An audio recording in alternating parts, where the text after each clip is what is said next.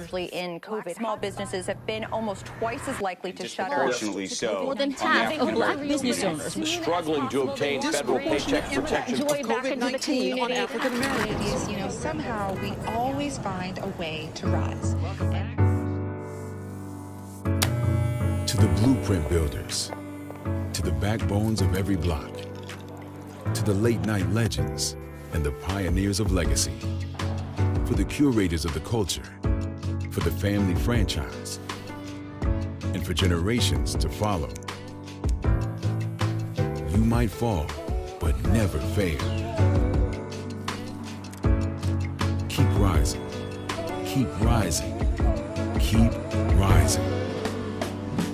Apply today for a variety of business, marketing, and tech makeovers on us to help your rise.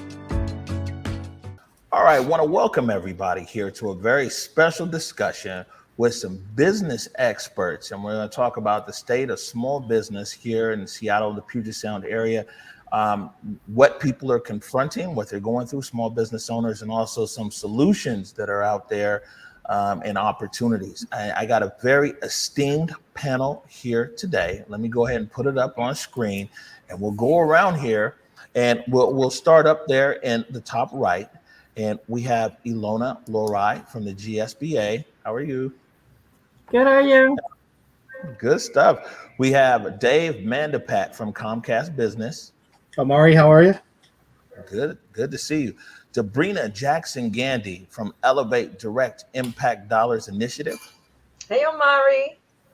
And Mr. Director, go ahead. Let's give this guy a solo camera over here.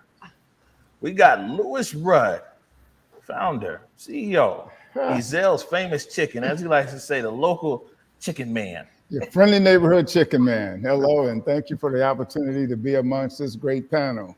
All right, good. Yes. Good stuff. So actually, Louis, you bring in a lot of energy. Let's start with you. You can tell people briefly about you and your business, what you do.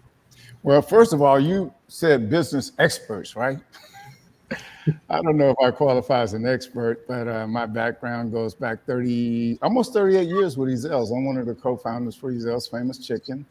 Migrated out here from East Texas, following a dream. The dream became a reality in February of 1984, right across from Garfield High School. And the rest is, as they say, history. We've been around for now 37 plus years. All right, good stuff, good stuff. Ilona, let's throw it over to you. Yeah, thank you. So I'm an immigrant from Germany. I'm German-Italian descent. Background is in business. My family has always owned and operated businesses. And I'm here in America, work for GSBA, became a citizen, and focus on helping small businesses get started, thrive, send them through the entire business life cycle, and then hopefully to a successful exit strategy at some point. Great. And can you tell our audience what is the GSBA? You bet. The GSBA is Washington State's LGBTQ and Allied Chamber of Commerce. We are the largest of its kind in North America with about 1,400 members, mainly small business members. And again, we want to make sure that small business can thrive and survive, especially during this time. All right. Yeah, the GSBA, definitely a friend of us over here at Converge. We're members of the GSBA. Proud members of the GSBA. All right. Debrina Jackson Gandhi, tell us all about it. Well, I am owner of Masterminds, a 25-year-old company that is based right here in Seattle. And I do personal development and organizational development, and also design courses, programs for personal transformation and elite retreats around the country. And third-generation entrepreneur, so I'm very passionate about business and have seen the impact that business makes in communities, the positive impact. And so I'm just so delighted to be here today representing the Elevate Empowerment Movement and the Direct Impact Dollars Initiative. All right. And Dave, Comcast Business, tell us about it. Amari, thanks again for having me on. I'm a lifetime Seattle guy, born and raised in Seattle's Mount Baker neighborhood. You can see by the sports paraphernalia around me. Love the Hawks, love the Huskies and all that. I've worked with you in the past. I've worked with Lewis in the past, back in my former life as marketing director and PR director at the Space Needle. And unfortunately, COVID forced me to move. So I'm now director of marketing for Comcast Business, and I'm really excited to be here with this panel. Yeah, so me and Dave, we go back, Dave, and Jamal Crawford. We go back 20 years, and I had just got a job with the Basketball Network with Hoops TV. I was based in Philadelphia, and they flew me out to Seattle to interview Jamal Crawford, and connected with Dave because I was like, man, we needed to have an iconic location. And Dave, 20 years ago, when I bumped into him, that was my very first national interview. Wow. And so, yeah, and I haven't seen this guy in 20. Hey, good to see you, How about Dave. that? The Space Needle, Dave, is that where the interview was? Yeah, we did it up on the observation deck. And Omari, I was telling him, it's so funny. Seattle's a small place because everybody kind of knows everybody, but it's also so big that, Omari and I haven't seen each other physically in 20 some odd years. Wow. But no, I remember that interview. In fact, I was telling Omari, he gave me a t-shirt that day, a Hoops TV t-shirt. I don't know what happened to it. It's long gone, but I wore the heck out of that shirt. You see, we're all connected here. So this is a good panel. I wanted to start off with you, Ilona, and kind of want to touch with all of our panelists here. What are you seeing? What's the state of small businesses right now? I mean, clearly there was before COVID and now COVID. And you represent Chamber of Commerce, the largest one of your kind in North America. What's going on out there? Well, businesses are still definitely trying to survive. So many businesses, unfortunately, had to shut down during this pandemic. For one issue is equitable access to recovery tools. When the government came out with the PPP and EIDL loans and then the payback and forgiveness application rules, it was all very muddy. Nobody really knew what to do with it, how to access it. So that was a little bit of a messy start.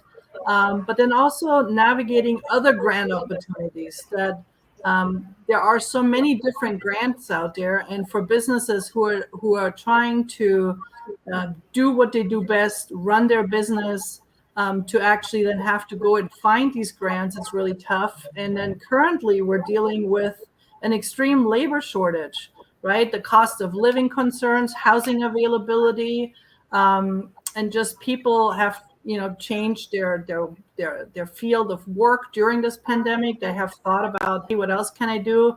Some folks want to stay part-time, raising families. And then also just the uniform enforcement of these pandemic precautions, right?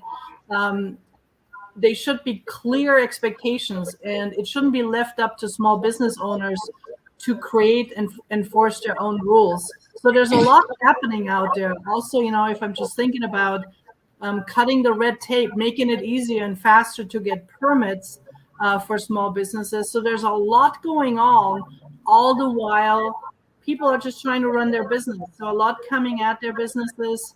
And that's what we have most feedback from small businesses we work with currently.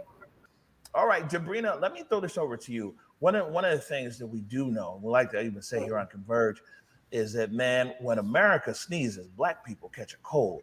Meaning that, when we see that, whether even in COVID with health disparities to businesses and the number of businesses that were impacted and closed, Black people disproportionately make up these numbers there. I know that you work with a lot of entrepreneurs, small business owners. You helped a lot of people get their start. What's it been like out there? Well, as Ilona said, there's many businesses that shuttered and closed down altogether. And for those that were able to remain, they've had to be very creative. They've had to make a lot of sacrifices, but they're resilient. So you had asked earlier, what else am I seeing out there? There's many businesses where the cost of materials and supplies has increased because of some of the supply chains that got interrupted or affected during COVID. So the same prices they were charging for their services or products don't cover the increase in materials and supplies, or they may have a delay in getting certain supplies. Many, because of gentrification, the cost of their rent or leasing their space is increasing, creating challenges for them. And then I'm seeing a lot of businesses, as they recover from COVID, shifting to just trying to cover overhead versus being able to focus on marketing, which is what generates sales. So you're shifting to more, survive, keep your chin up over the water versus growth and expansion for many businesses. Right. Now, Lewis, man, he's else. You're still here, and I actually seen a few more franchises open. Congratulations. Yeah. Thank you. But people have also known you. That's right. People have also known you as well, and I've known you as really somebody who's kept your finger on the pulse. You're very connected to the streets, literally, to what's going on out there. And in your business through this pandemic, and also through your relationships and community with other business owners, I mean, what have you been seeing? Well, similar and the same. It's just, especially in the Black community, a lack of resources. You know that I was saying, relationships become resources, right?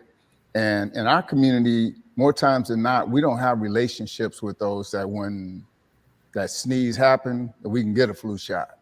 You know what I'm saying? Get that injection in the arm. And so I'm very much aware of several businesses out there that, due to no fault of their own, they're small businesses, one person operator, that when the pandemic happened and they had to close their doors, they just didn't have the resources to be able to, once things started back up, to come out and get their businesses up and running and become vibrant again. Right. And now, Dave, over at Comcast, get him back in there. There he is. Dave, over at Comcast Business, and Comcast, as one of the biggest companies in America, and supplying internet and technology services to big businesses and small businesses, what did you guys see?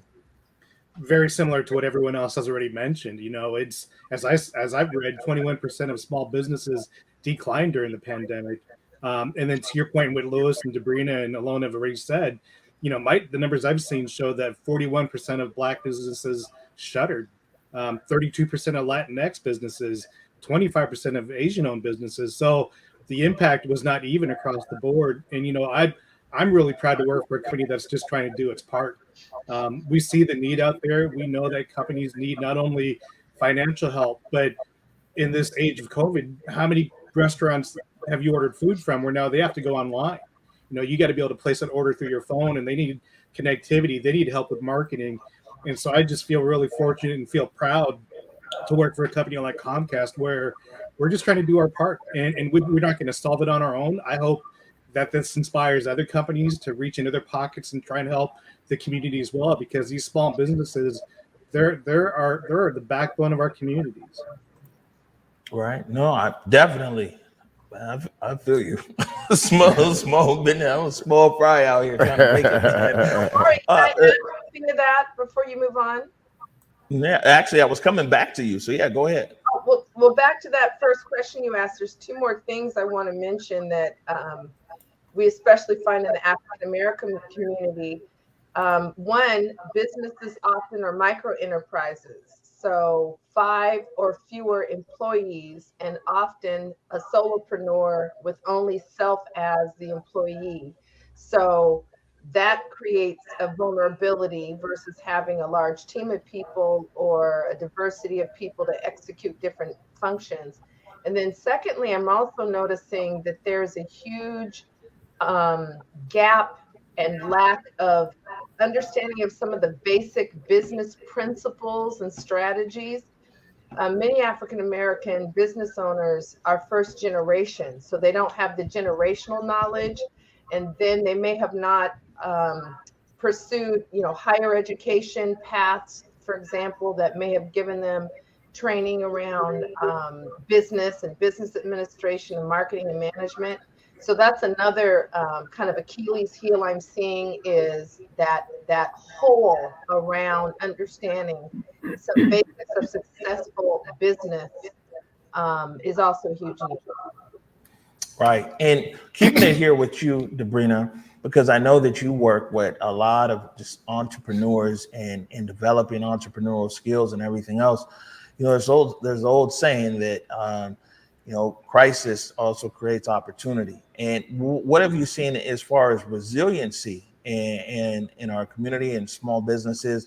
We've highlighted quite a few businesses here on Converge that started in the middle of the pandemic, and you know now they're doing pretty good. But what have you seen as far as how people have pivoted and innovated?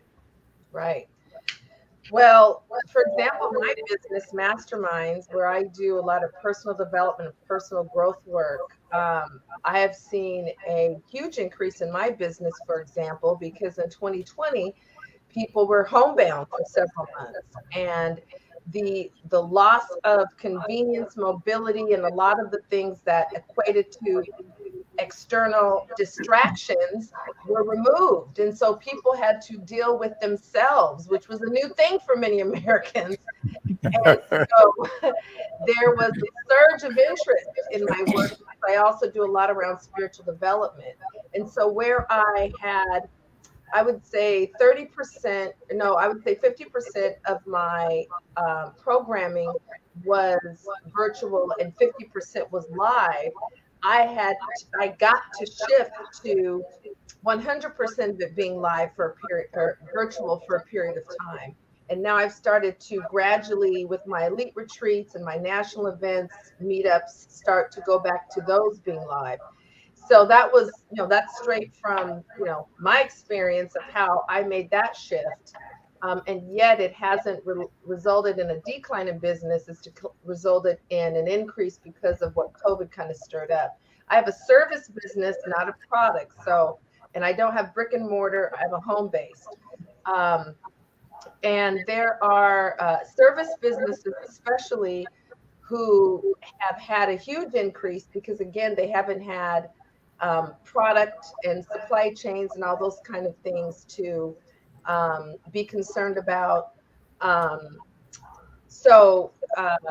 And then there's many companies that didn't have a website presence that became really urgent and critical, and they had to get e-commerce ready. So those are a few examples of some of the things that I've seen with companies. I have a quick story, and it's not a Black-owned business, but it's a small business in Columbia City. My husband and I had gone to breakfast in Columbia City, and my husband loves imported wines, and there's a wine shop in Columbia City. Solopreneur, gentleman sitting behind the counter, and my husband found the wine he wanted, an Australian wine, and while we were waiting for him to ring it up, I said, "So how has COVID affected you?" And he says, "Oh my goodness, my business has had the best year ever because people are home and they're drinking more wine." So depending on the kind of business we have, there's been a huge surge, and he was actually sad to see it end because the numbers were coming back down, and he experienced about a 30 to 40% increase and had curbside pickup. So that's a small business story that just came from anecdotal, you know, talking to a business owner. So that's an example of someone who pivoted and it increased, as well as mine is a story too. Right. And Ilona, being over there at the Chamber of Commerce, what are some of the pivots that you've seen? Well, we saw some interesting pivots, and Debrina already mentioned a few of those. You know, one interesting one that I really loved was the idea of Here We Go is the name of the business. It's a mobile barbershop. So he took the idea of a traditional barbershop on the road.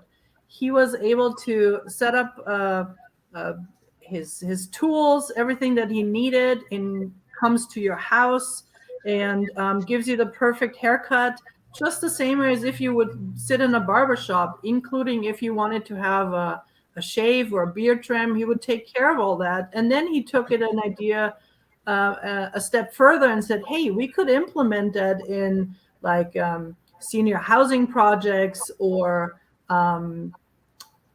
where people just couldn't get out of their home. If you're disabled and you can't get around and you need to have somebody come in to take care of your hair and look good. And he took all the precautions during COVID.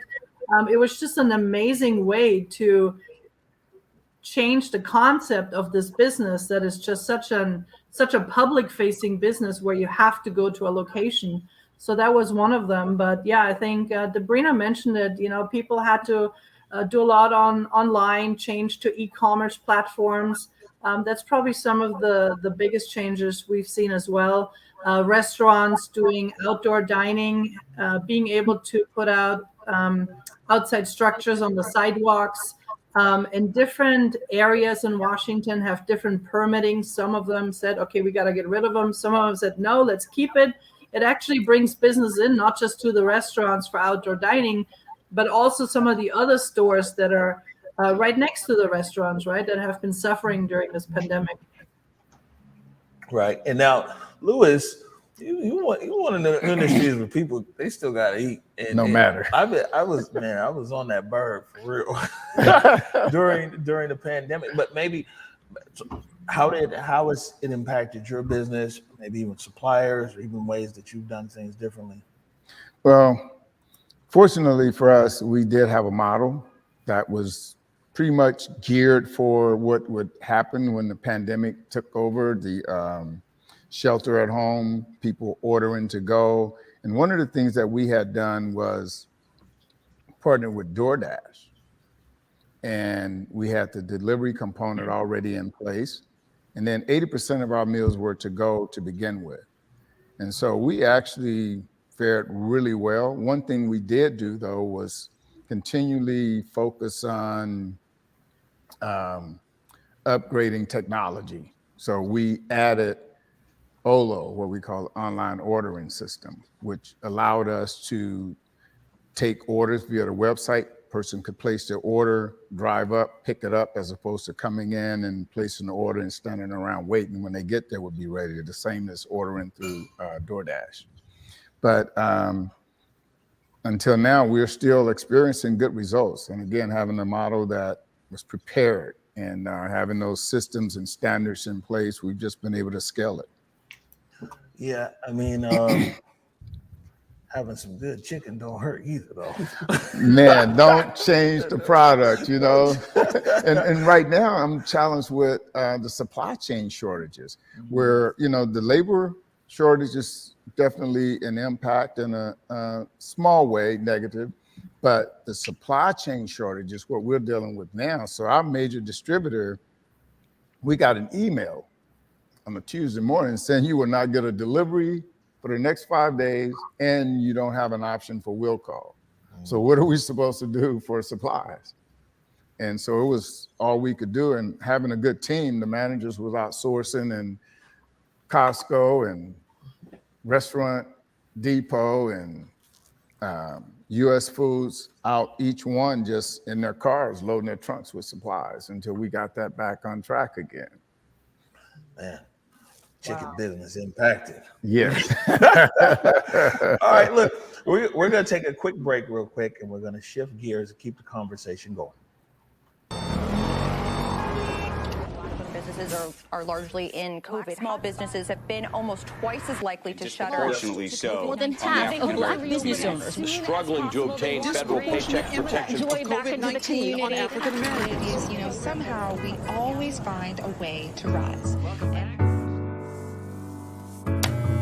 To the blueprint builders, to the backbones of every block, to the late night legends and the pioneers of legacy, for the curators of the culture, for the family franchise, and for generations to follow. You might fall, but never fail.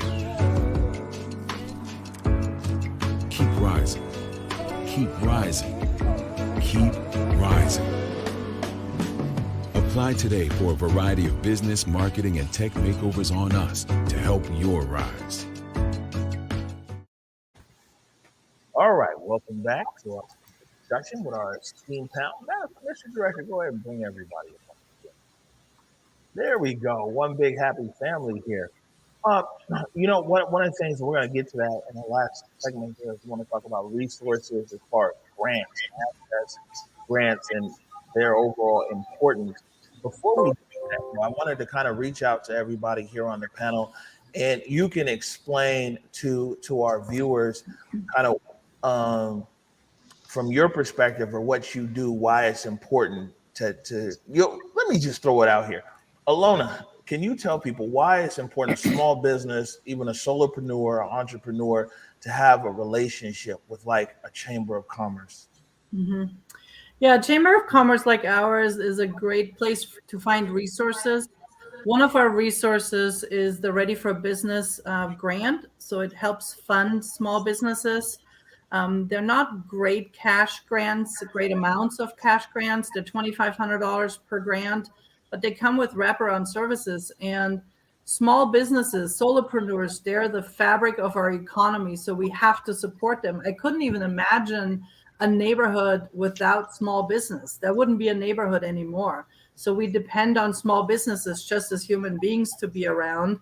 The entrepreneurial spirit, the different products and services and food they offer. So it's important to sustain and help these businesses. So with our Ready for Business grant funding, which was in collaboration with Comcast, we were able to award 133 grants to date. We had 2 application rounds to the businesses and offer some wraparound services. So in addition, get a membership within our chamber to promote the business, give them some visibility to the community, also provide some additional services that affect the operation from the business, right? On the financial side, financial education, how do you run your social media marketing? So different things that a business owner may not readily have at their fingertips because they may be really, really good at what they do. They may be the biggest, the greatest baker in the world, but they may not really know how to read a financial statement or produce a financial statement. So that is why it's important to also line up your allies in business, right? You need to have your team around it. And I think a good business advisor is definitely part of that in addition to your CPA, or if you need an attorney, things like that. But it's important to have your team around you. Right. And now Debrina, kind of kicking in on that, and so many, especially solopreneurs and entrepreneurs in our community, how important is it to, whether it's people investing the time to learn best practice on their own, or teaming up with somebody like you and a lot of the classes and things that you offer? Sometimes we think that we'll just go it alone. I always like to say I'm smart enough to know what I don't know, and maybe that's how we got this far. I mean, man, I don't know. We're gonna ask somebody, but maybe you can expand a little bit on why it's important to like have a Debrina in your life. Well, I'm going to actually draw on 2 initiatives. The Elevate Direct Impact Dollars initiative, which I founded and with the planning team administered and executed. And then also as project manager for the RUB initiative, Raising Up Black Businesses. And it was interesting with the Elevate DID initiative, we collected dollars. We went directly to individual community members in the African American community and those who were in support of African American business growth. And people contributed dollars straight out of their pockets. And that pool of dollars was then awarded back in what we call repayable awards, so that it was not a one-time, one direction grant, but it would be a repayable award to replenish the pot so we could do it again, which we will be. Well, one of the things we didn't expect with the awardees in the first round of the Direct Impact Dollars Initiative, we had 6 recipients, is the business training that was going to be so critical and became apparent in the application responses. So in responding to what we saw was a need, we kicked in another element and condition for those who were recipients, really another element of support, that they had to go through a 2 full day business workshop covering things like marketing, covering things like operations and finance. Some of the things we also heard Ilona mentioned how to read a financial report. What are the financial documents that you want to have in your business? Why is it important to have an accountant? Business basics. And the same thing with the REV initiative, where we now have had over 500 responses for 20 grant opportunities this first cycle. The same thing is emerging, that there's a huge need for some strategic business training at even the fundamental level, because so many micro entrepreneurs are doing it all themselves.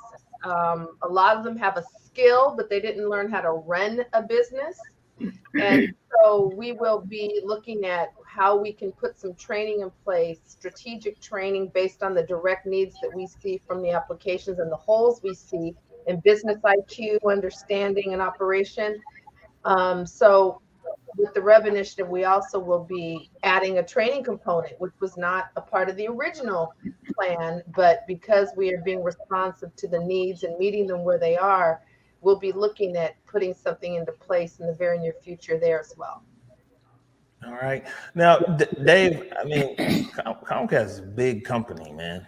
And sometimes it's scary enough trying to get cable, you know, just is, or internet. But especially then if somebody, it can almost even be intimidating, not even just Comcast, but big business. And when you're talking about big business and how it can help small business, and maybe you can talk about, you know, what are some of the resources that Comcast Business has for even a solopreneur, entrepreneur, small business enterprise? Sure. Yeah. Well, first off, you know, I want to go back and commend Debrina and Lewis for what they're doing with Rudd's Rub, because, you know, Lewis, stop me if I'm wrong. I don't think anyone said, Lewis, you have to do this. I think Lewis said, I want to do this for the community. And it's not too different for Comcast Business and Comcast. So it occurred to me too, Omari, that I didn't have a chance to really talk about RISE. So let me just go there for a second. So what we're doing is Seattle is one of 6 cities in this round that is going to be giving away, and hear me clearly on these numbers, we're giving away $1 million to businesses owned by people of color in Pierce and King County. And we're doing that in the form of $110,000 grants to help get some of these businesses owned by people of color up and running again. You know, and so that's a small thing that we can do. I think it's substantial. In addition to the financial grants, we also are offering technology makeovers. We're offering marketing services, because the money's one thing, but sometimes these businesses, and I think Debrina, you mentioned it, they may be the best maker or doer at whatever they do, but sometimes they need to have some help in terms of growing that awareness and trying to figure out how to fine tune their business or reach a different level of exposure and grow that revenue. Right. And Lewis, when it comes to you, I know the Cizelle story so well. And by the way, let me throw this out. Can you put me in solo, Mr. Director? I want to share everybody with this. When I came back, I spent the majority of my overseas. I was working across the continent of Africa and the Middle East. When I came back home, and this was almost 5 years ago now, and I launched Converge Media, and Louis Rudd and Ezel's Famous Chicken was our very first client. You know what I'm saying? Like very, very first client. Like, man, that's real deal, man. And man, that just always it stays with me to this day. You know what I'm saying? That you were like, man, you know what? Let me support this business. And you still supporting business, and you've been doing that. What advice would you, because you faced it all. You faced from being I like to say redlined in to blackballed out, you know what I'm saying? Yeah. No access to capital and some of everything else in between. You know, when we're talking to small business owners here today, right? What advice do you have for a small business owner? Well, you know, I hear Ilana talk about the chamber, right, and the resources there. And Debrina, with the resources that she has available through Elevate and her personal development organization, and Dave with Comcast. A lot of times entrepreneurs don't seek that out, right? For all those that are out there listening, a lot of times I use analogies because a lot of people can relate to sports, right? Michael Jordan didn't get to be the best by not applying himself all the time, right? Once he decided he wanted to be the best basketball player, he's put the work in. A lot of times our entrepreneurs, they understand how to do that which they do. But when it comes to business, that's another skill set that needs to be developed. And it has to be, in Debrina's words, intentional, right? They have to seek that advice, the consulting, and there are a lot of resources out there available. And I can remember many Wednesdays going to the Chamber of Commerce downtown and sitting in those brown bag lunch series, learning about human resources and learning about finances and learning about, what it takes to develop systems that will allow a company to scale. And so that's the best advice that I can give entrepreneurs out there is focus on learning how to grow the business. It's one thing to own and operate a business, but developing a structure that has systems and standards that are scalable, that's a skill set that's learned and you have to be intentional. Right. Oh man, that's Mark, true. can I add something to that? Yeah, let's bring you up. Lewis, I'm with you. I mean, like sometimes you just have to know when to ask for help.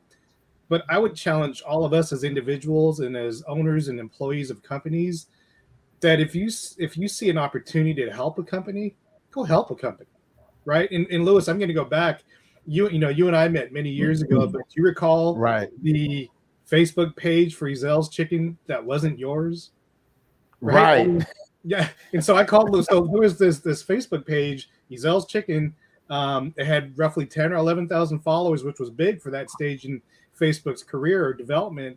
And I think, Lewis, stop me if I'm wrong, I think they even put a fake offer out there of like a free wing or something. Exactly. Yeah. Yep. And I reached out to Lewis. I said, Lewis, let me help you get rid of this problem that you have.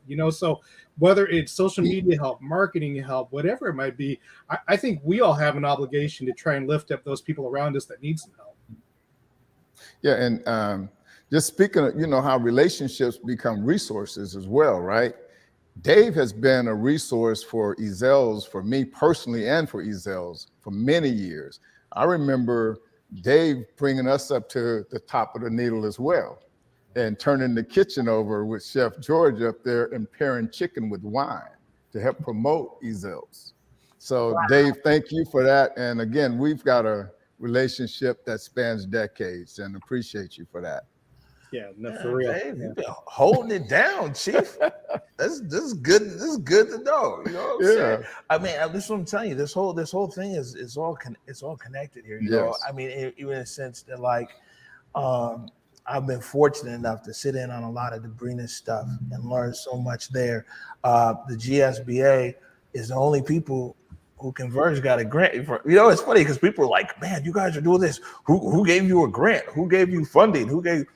Man, GSBA, you know what I'm saying, and a whole bunch of wraparound services that went with it. And I will say this, I didn't mention this during this pivot for COVID, right, is that when COVID came, we lost all of our business, which was very small to begin with.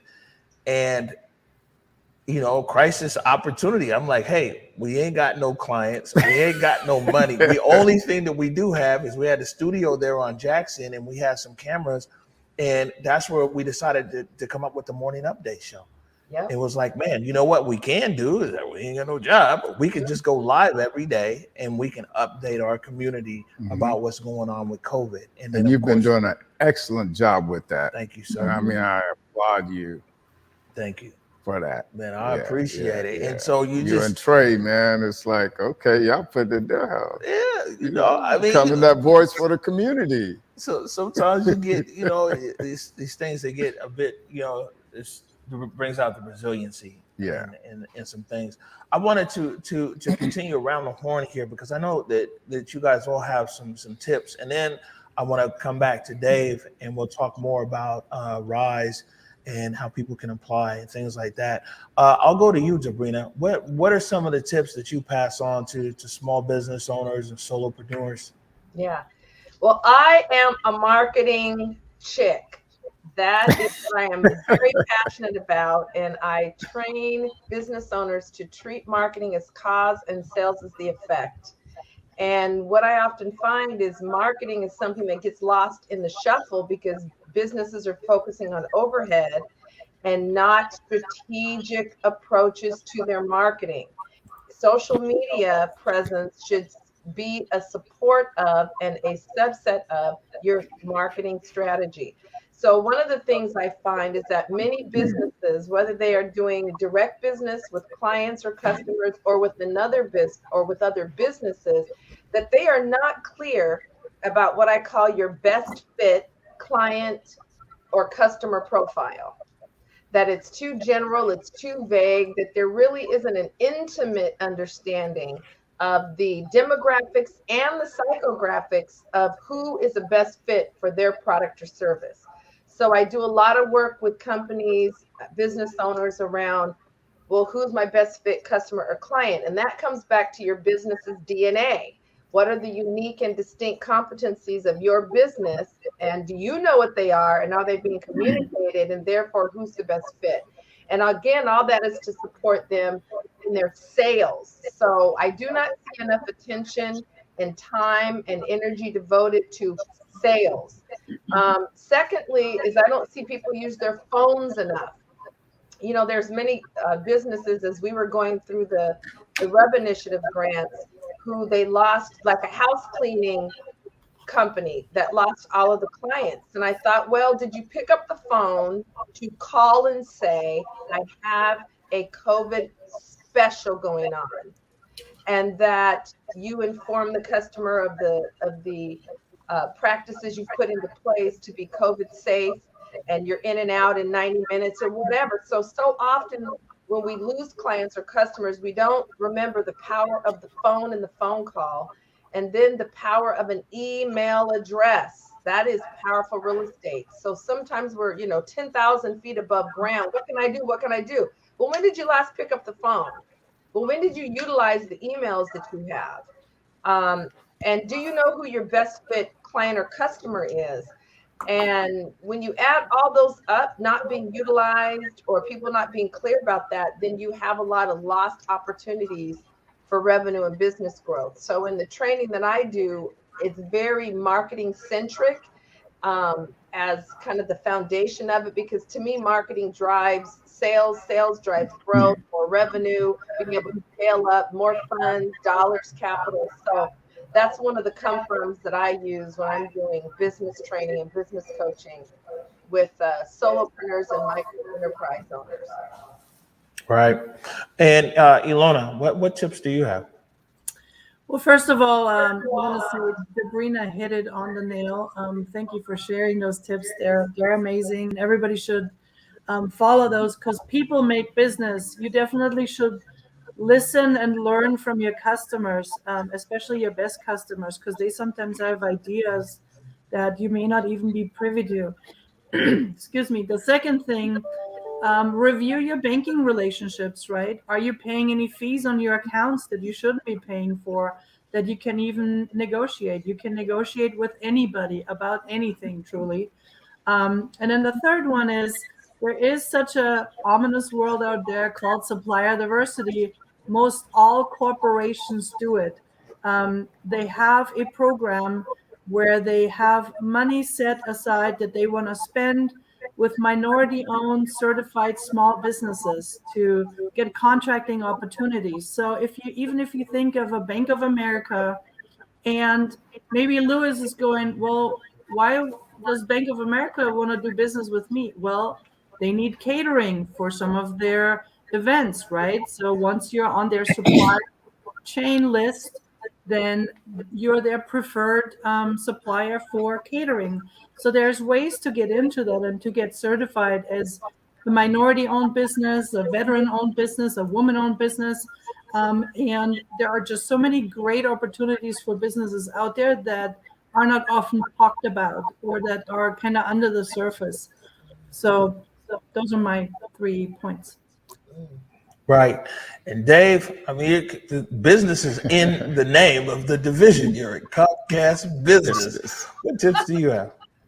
Well, I actually appreciate what Alona just said. I'm actually part of a committee at Comcast called the Supplier Diversity Committee, and we are actively seeking out vendors, owned by businesses, owned by people of color, that we can purchase from and work with. But going back to Comcast RISE, let me just go there for a quick second so that nobody who has a chance to get one of these grants misses out on that opportunity. The application window is open from October 1st to the 14th. It's at Comcast RISE, RISE.com. And, the application we don't think is very difficult. You could read more about it there. But long story short, you just have to be a business that's been around for at least 3 years, have between 1 and 25 employees, be independently owned, be at least 51% minority owned. Go there and fill it out. It might take you 10 or 15 minutes, but that's time well spent if you end up with a $10,000 grant out of that. I should also mention, for our friends that don't speak English as a primary language, we do have some help sheets and some information you'll find on that site for everything from Vietnamese, Chinese, Tagalog, Vietnamese, Somali. There are a ton of languages there, so that if English is not your primary language, you can still understand how to apply for these grants. Right. And I think it's probably important to point out, too, that you don't have to be a Comcast customer. Absolutely not. Yeah, that is not a requirement. We just, if you need the help, hopefully we can help you. Yeah, it's a good vibe here today. This is actually a crew that I'd like go hang out with. And I only say this, you guys should really take this as sincere, because I spend the rest of my time talking to politicians and everything else. I'm not hanging out with them. But you guys, I could hang out with, man. We've touched it. Did you have something else to add, Louis? I like good vibes. And, just hearing Dave talk about the Comcast RISE initiative, the Res Rub initiative, it's exciting to see at this time that there's so many people and organizations that have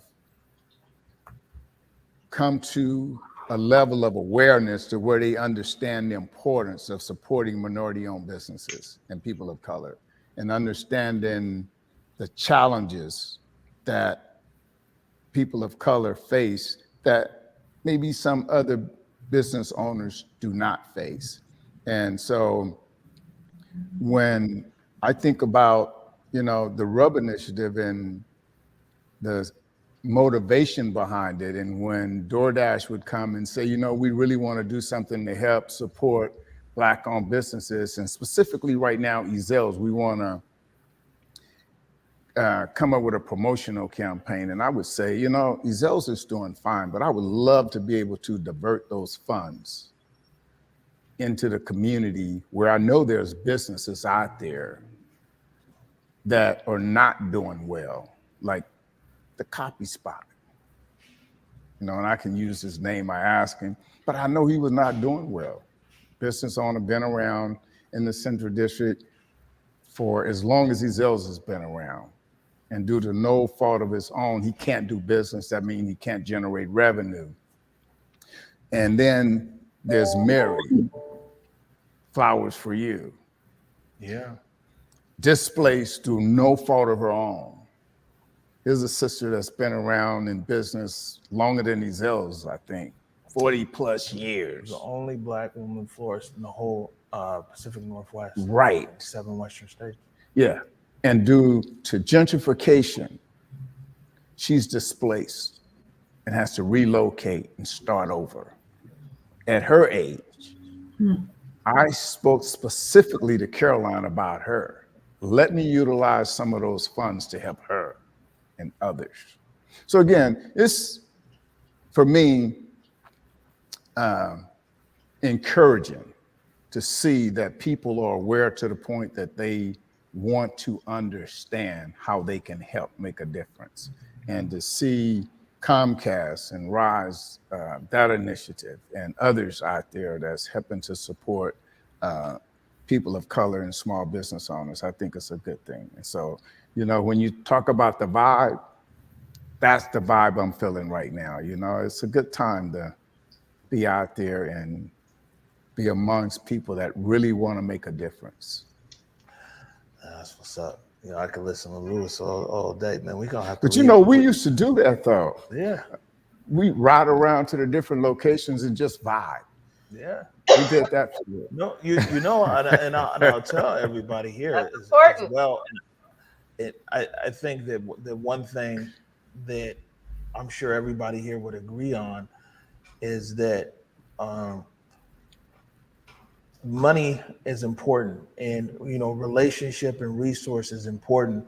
But one thing that definitely helped impact my business is that Lewis, his mentorship, and I know it's a big thing with you, Debrina, is that Lewis would literally take me to all of these meetings. He would take me. He'd be meeting with people who were talking about franchising. He would take me meeting with Seahawks. They want some chicken. He would take me over here. I'm looking at this, but it's important that you know that we bring people into the room.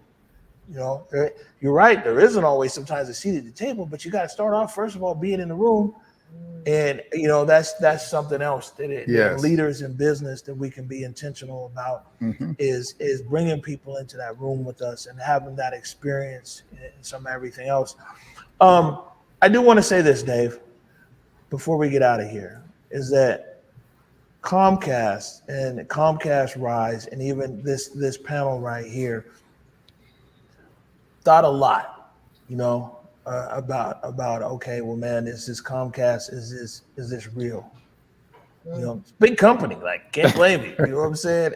And Converge usually stays away from everything big. You know, big company, big whatever. We're really kind of organic with that. And it's literally taken months of me doing my own investigative research about this particular program, about RISE. And one of the things that I said as well is that I'm sticking with this process. Okay. You know what I'm saying? I know you.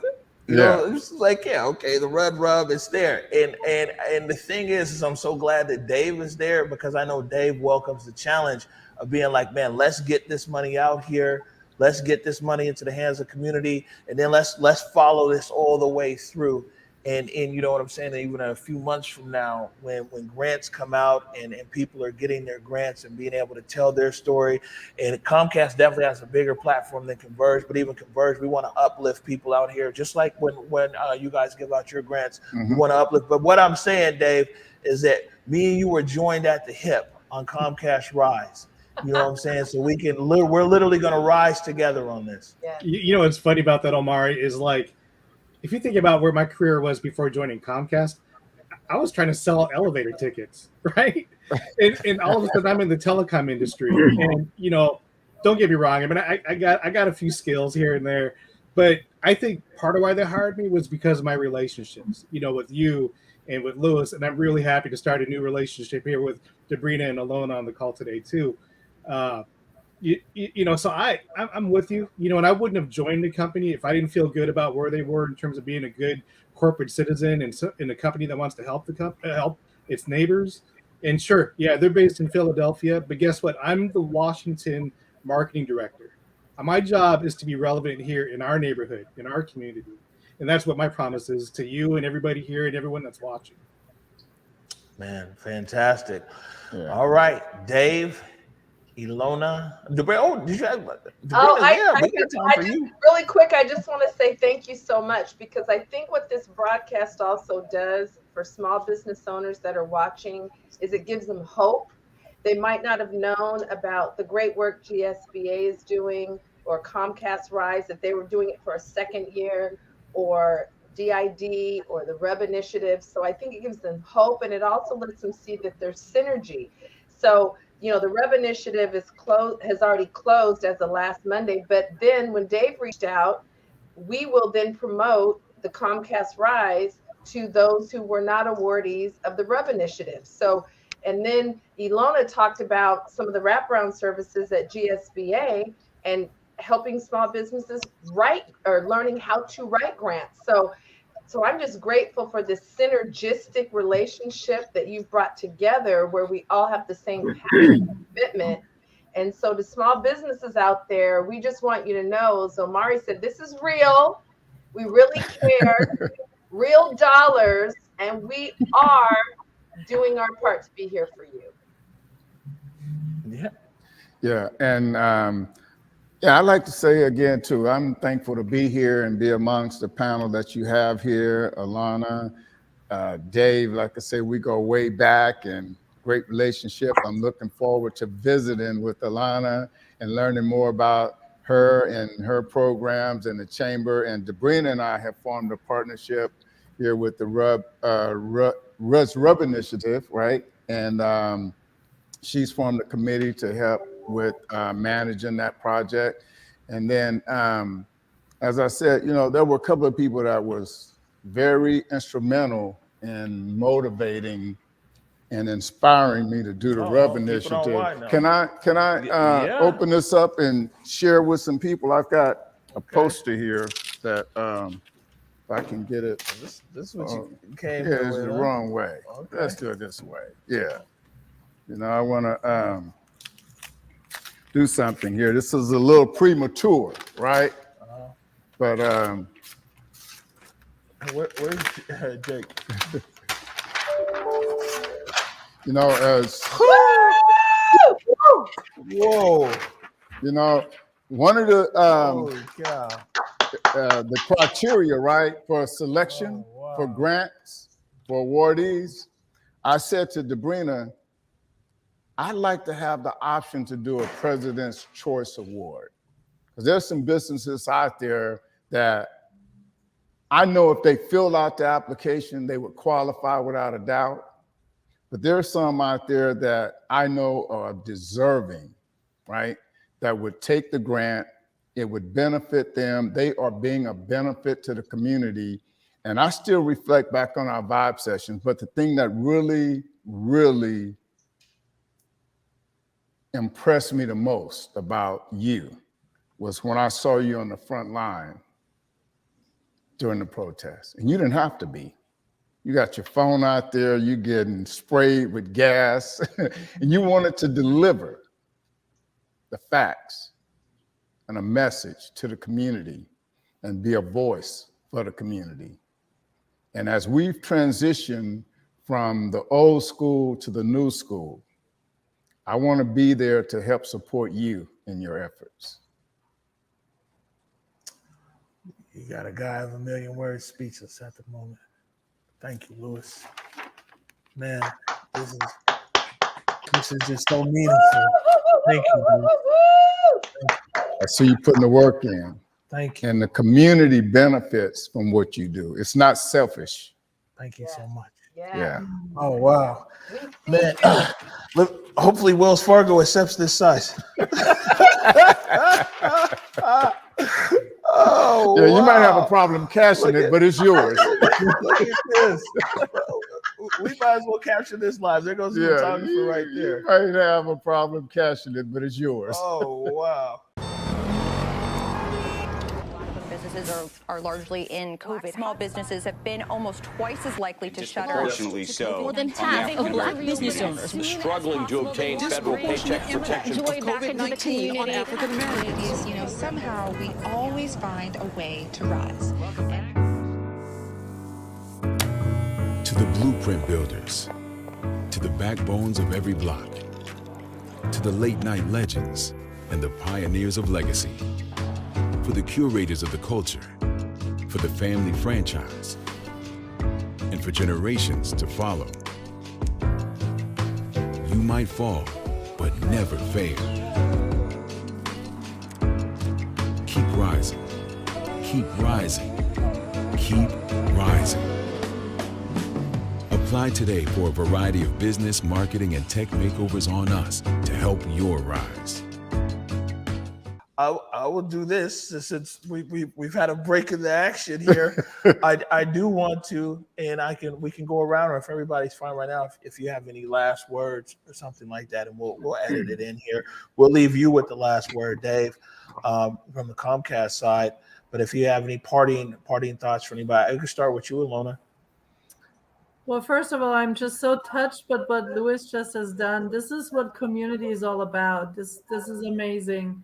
And yes, Omari, you had people glued to social media with your actions during the unrest and brought truth to the people. So thank you for that. And I'm just so extremely honored to have been part of this panel and to meet all of you, Louis, Debrina, Dave, we already met before. And I definitely truly want to stay connected with you. So thank you for the opportunity. Man, thank you. Debrina? Well, we mentioned that this first round of the RUB initiative applications closed last Monday. But this is the beginning. It has become a legacy project of the Red family. So no, there's more to come next cycle, RUB initiative, and then also for the direct impact dollars. The second cycle will occur in 2022. So just keep your eyes open and ears peeled, or eyes peeled and ears opened for at least another round of those two initiatives. So just want to let folks know. Wow. Louis. Well, yes, and thank you, Debrina, for following up with that. Yes, so this was the first round for the RUB initiative, and I'm so thankful to the partners that have joined us, and we're calling them Partners in Prosperity, starting with Paul with Bar Green Ellison. I mentioned it to him, and he says, Louis, I'm writing a check on behalf of me and my wife and for the company to support this initiative because I see the value in it. Cisco, PepsiCo. I mean, the list just goes on. And I've gotten calls from small business owners in the Black community like Landcan with Landcan Builders and say, Louis, count me in. The Robert Delgado, Louis, count me in, and he's writing a check. So yeah, this is the first round. But Dave, when you heard me speak about the 35th anniversary, theme was Legends and Legacies, you said, Louis, for Ezel's legacy, it's got to be at the Chihuly Glass House. We'll make that happen for you, whatever we need to do. So the legacy is beginning to take shape, you know, and this is part of that legacy, the RUD's RUB initiative. So again, thank you for the opportunity to be here. Appreciate being in the company of you, Dave, Ilana, Debrina, and man, this is great. The vibe is good. Fantastic. Definitely a great vibe. Dave. Yes, sir. Well, Omari, again, it's great to see you again after, even though it's virtually, after 20 some odd years. Alona, Deborah, Louis, let's just make a promise that we're not doing stuff together. We're not done yet doing stuff together. There's plenty of potential and lots that I think this trust can certainly get done with each other. You know, again, what I'd hate to have happen is for someone to reach out to me or to one of you on October 15th and said, oh, I just heard about Comcast RISE. I wish I'd known earlier. Well, you know what? Today, I don't know when this airs. We'll have to talk about that. But you have 14 days, October 1st to the 14th, to visit that website and apply. And you're gonna get one of three things, maybe two of them actually. One of our $110,000 grants, marketing help, or a tech makeover, right? And so just don't miss that opportunity. If you know a company, a business, a friend, a family member that could benefit from what we're doing, please tell them. And there it is. Wow. Louis, Dave, Ilona, Debrina, thank you all. This was more fun than I even signed up for. And I mean, I think that we should regroup again in a few months. Like these awards are coming out and everything. And man, let's regroup and let's talk about it and let's uplift. And so on that note, until next time, peace. Rise up. All right. Good job, everybody.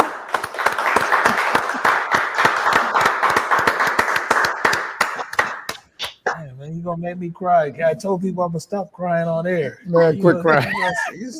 Let your emotions flow, man.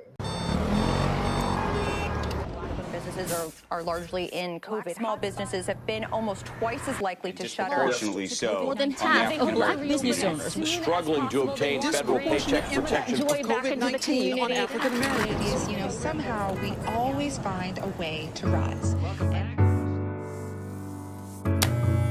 the blueprint builders, to the backbones of every block, to the late night legends and the pioneers of legacy, for the curators of the culture, for the family franchise, and for generations to follow. You might fall, but never fail. Keep rising, keep rising, keep rising. Apply today for a variety of business, marketing, and tech makeovers on us to help your rise.